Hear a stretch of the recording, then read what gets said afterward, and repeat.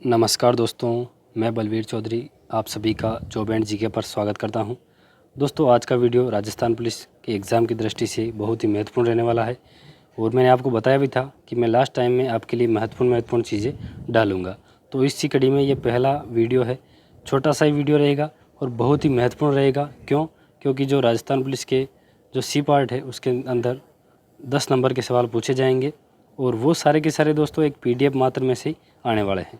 अब कई सारे स्टूडेंट को पीडीएफ समझ में नहीं आती, तो मैं जो पिछली 6 पारियां हुई थी 3 दिन में एग्ज़ाम, उसके पूरे के पूरे पारी वाइज 10-10 जो सवाल पूछे गए थे वो लगातार हम डालने वाले हैं।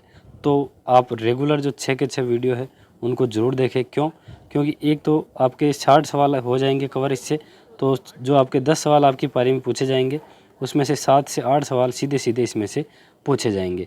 और साथ ही जब हम ये सवाल चर्चा करेंगे तो उस सवाल से रिलेटेड इस बार कौन सा सवाल पूछा जा सकता है उसके बारे में भी चर्चा करेंगे।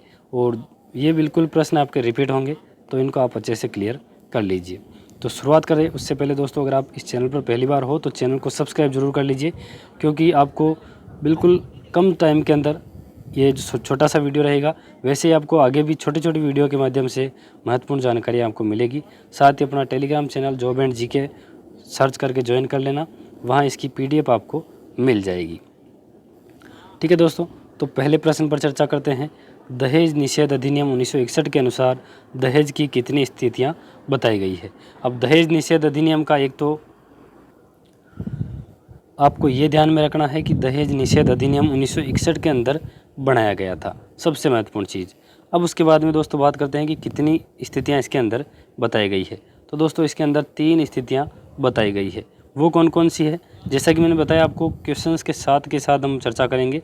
तो एक तो होती है दोस्तों विवाह के समय, ठीक है, जब विवाह हो रहा है उसके समय, और एक होती है विवाह से पहले और एक होती है विवाह के बाद में। यानी कि 3 टाइम में आप दहेज मांगेंगे तो वो इस अधिनियम के तहत अपराध माना जाएगा।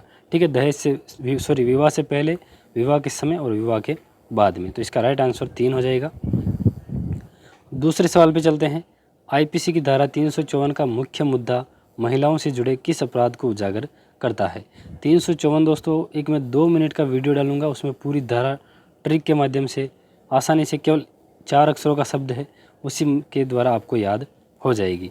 तो दोस्तों आईपीसी की जो धारा 354 है वो आपके लैंगिक उत्पीड़न और महिला की मर्यादा को भंग करने को उजागर करती है। ठीक है, 354 ए बी सी डी इसके अंदर है, तो वो सारा मैं एक ट्रिक के माध्यम से आपको बता दूंगा। आईपीसी की धारा 376 के अंतर्गत कौन से अपराध के लिए दंड का प्रावधान किया गया है। धारा 375 में दंड जो बलात्कार है उसकी परिभाषा दी गई है, और 376 के अंदर आपके बलात्कार का दंड दिया गया है। ठीक है दोस्तों, ये इसका राइट आंसर हो जाएगा।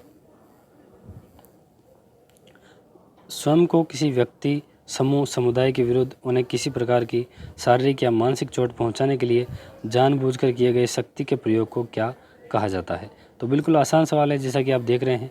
तो इसका राइट आंसर हो जाएगा हिंसा। यानी कि किसी को शारीरिक या मानसिक चोट हम पहुंचाने के प्रयास के लिए जानबूझकर किसी शक्ति का प्रयोग करेंगे तो वो हिंसा कहलाएगी। बहुत ही महत्वपूर्ण है पोक्सो एक्ट। पोक्सो एक्ट दोस्तों कब लागू हुआ था? 14 नवंबर 2012 को। आप रट लीजिए, 14 नवंबर 2012 को आपके पोक्सो एक्ट लागू हुआ था। और अगर हिंदी में बात करें इसकी, तो लैंगिक अपराधों से बालकों का संरक्षण अधिनियम 2012 इसको कहा जाता है। पोक्सो की फुल फॉर्म की बात करते हैं। पोक्सो दोस्तों protection of children from sexual offence. ठीक है, लैंगिक अपराधों से बालकों का संरक्षण अधिनियम 2012।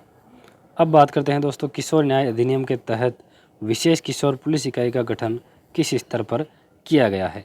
तो दोस्तों जो किशोर न्याय अधिनियम है उसके तहत विशेष पुलिस इकाई का गठन जिला स्तर पर किया गया है। ठीक है दोस्तों, ये आपको ध्यान में रखना है किशोर न्याय अधिनियम के तहत।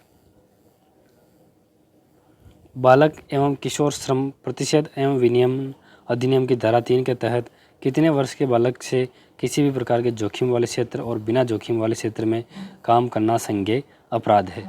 तो दोस्तों ये है 14 वर्ष से कम उम्र के बालक से अगर आप कोई भी काम करवाएंगे तो वो संज्ञेय अपराध की श्रेणी में आएगा और इसके लिए आपको सजा भी मिलेगी। अनैतिक व्यापार अधिनियम किस वर्ष लागू किया गया था? ठीक है दोस्तों, ये किस लिए है? ये महिलाओं की जो वेश्यावृत्ति के लिए बेच दिया जाता है, यानी कि जो महिलाओं का व्यापार किया जाता है उससे सुरक्षा के लिए ये अधिनियम बनाया गया है। कब बनाया गया? 1956 में। ठीक है दोस्तों, अनैतिक व्यापार अधिनियम। देखो सभी अधिनियम की मैं एक ही साथ जो इनका लागू वर्ष है वो डाल दूंगा, तो उसकी भी आपको चिंता नहीं लेनी है, बस आप चैनल से जुड़ जाइए। महिलाओं का कार्यस्थल पर लैंगिक उत्पीड़न, यह अधिनियम किस केस के संदर्भ में दिए गए सभी दिशा निर्देशों को, धारण एवं प्रावधानों को निहित करता है। तो दोस्तों ये विशाखा जो केस हुआ था उसके सभी दिशा निर्देश और प्रावधानों को इसमें शामिल किया गया है महिलाओं का कार्यस्थल पर लैंगिक उत्पीड़न अधिनियम के अंदर। आज का हमारा लास्ट सवाल है, सती प्रथा की रोकथाम के लिए सर्वप्रथम किस वर्ष बंगाल सती विनियमन के तहत किस वर्ष प्रतिबंधित किया गया था? यानी कि सती प्रथा की रोकथाम के लिए बंगाल सती विनियमन के तहत किस वर्ष सर्वप्रथम प्रतिबंधित किया गया था? तो ये आपने हिस्ट्री में भी पढ़ा होगा, 1829 में सर्वप्रथम बंगाल में सती प्रथा का जो नियम है वो बना के इसको प्रतिबंधित किया गया था। तो दोस्तों ये थे जो आपके 6 नवंबर को पहली पारी का जो पेपर हुआ था उसके 10 प्रश्न, इनको आपको अच्छे से क्लियर कर लेना है। अगले वीडियो में हम 6 नवंबर की दूसरी पारी का पेपर डिस्कस करेंगे। तो तब तक आप सभी अपनी तैयारी से जुड़े रहे। सभी को जय हिंद।